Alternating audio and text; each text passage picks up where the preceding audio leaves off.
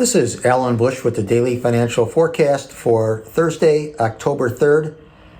Stock index futures are mostly higher, although investors remain cautious due to geopolitical tensions in the Middle East.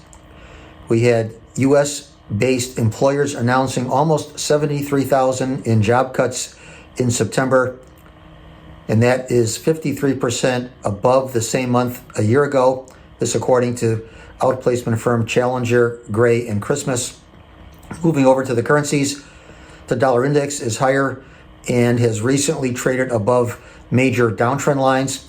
Much of the strength can be attributed to recent comments from Federal Reserve officials indicating that the central bank may be less aggressively lowering interest rates. We had producer prices in the Eurozone increasing more than expected, while the Eurozone services PMI declined to a 7-month low. So those reports somewhat offsetting. And we had the Japanese yen recently declining after Japan's new prime minister said he believes the current environment is not suitable for another interest rate increase.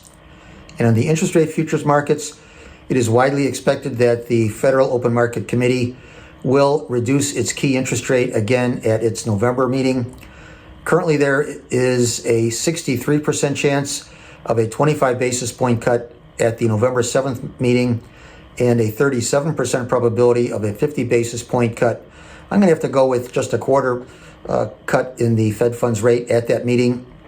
So it still looks like the main trend is higher for the futures at the front end of the yield curve, which is most influenced by Fed policy. So any breaks should be used as buying opportunities there.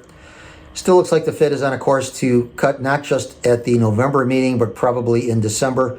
And I think the Fed is on a projected course to most likely continue its accommodation well into 2025. So interest rates, I think, are going to decline for quite some time.